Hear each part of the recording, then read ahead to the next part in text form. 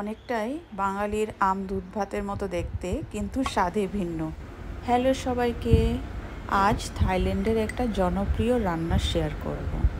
যদিও এটি আমার কুকিং পেজ নয়, তবে মাঝে মাঝে সহজ সরল একটু অন্যরকম রান্নাবান্না শেয়ার করতে পছন্দ করি। তো আজকের এই সহজ সরল পপুলার থাই ডেজার্টটি বানাতে কি কি লাগবে চলো দেখে নেওয়া যাক। প্রথমেই আমাদের যেটা লাগবে তা হলো থাই স্টিকি রাইস। আমি এখানে দেখতেই পাচ্ছ ফ্রেগ্রেন্ট থাই রাইসটা নিয়েছি। স্টিকি রাইস যে কোনো স্টিকি রাইসে ইউজ করা যায়। তো আমি এখানে দেখতেই পাচ্ছ 1 কাপের মতো রাইস নিয়েছি। এটা প্রায় 2 ঘন্টা জলে ভিজিয়ে রাখবো। এবার বলছি এই রান্নাটি কিভাবে শিখলাম। তো আমরা যখন থাইল্যান্ড ঘুরতে গিয়েছিলাম, সেখানে একটি থাই রেস্টুরেন্টে এই ডেজার্টটি প্রথমবার খেয়ে এত ভালো লেগেছে যে এখন প্রায়ই মাসে একবার আমার বাড়িতে এটা আমি রান্না করি। এখানে সসপ্যানের মধ্যে আমি রাইস, জল আর তার সাথে মিশিয়ে নিচ্ছি কোকোনাট মিল্ক, পরিমাণ মতো চিনি আর অল্প নুন দিয়ে ভালো করে মিশিয়ে নিলাম। আসলে এটা ট্রেডিশনাল ওয়েতে কিন্তু একটু অন্যরকমভাবে রান্না করে, তো আমি কিন্তু এটা অন্যভাবে করছি। অনেকে অনেকভাবে করে থাকে। তো আমি এই সুইট রাইসটা প্রিপেয়ার করতে একটা হাঁড়ি ইউজ করলাম, আর ট্রেডিশনাল ওয়েতে এটাকে স্টিম করা হয়।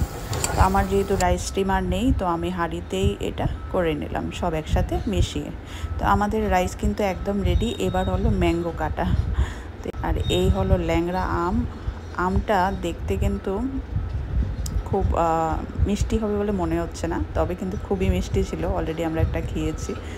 তো আমটা কিন্তু দেখতে যাই হোক, কিন্তু খেতে কিন্তু বেশ দারুণ ছিল, খুব মিষ্টি আম। তো এইভাবে একটু ডিজাইন করে কেটে নিচ্ছি। তোমাদের যার যেরকম পছন্দ সেভাবে আমটা কেটে দিতে পারো। তো আমরা একটু ডিজাইন করে যাতে দেখতে সুন্দর লাগে, তো সেভাবে একটু ডিজাইন করে নিচ্ছি আর কি। অনেকটাই বাঙালির আম দুধ ভাতের মতো দেখতে, কিন্তু স্বাদে ভিন্ন। তবে বলে রাখি একটা কথা, যাদের কোকোনাট মিল্ক পছন্দ না, তাদের কিন্তু এই ডিশটা পছন্দ নাও হতে পারে। আমাদের অনেক পছন্দ কোকোনাট মিল্ক, তো আমাদের তো দারুণ লেগেছে খেতে। আর সার্ভ করার সময় ঠিক এইভাবে কোকোনাট মিল্ক আর কোকোনাট ক্রিম কিছুটাকে ভালো করে মিশিয়ে এভাবে সার্ভ করে নিতে হবে। আর সুন্দর করে গার্নিশ করার জন্য তার উপরে কিছুটা তিল ছড়িয়ে দেওয়া যায়।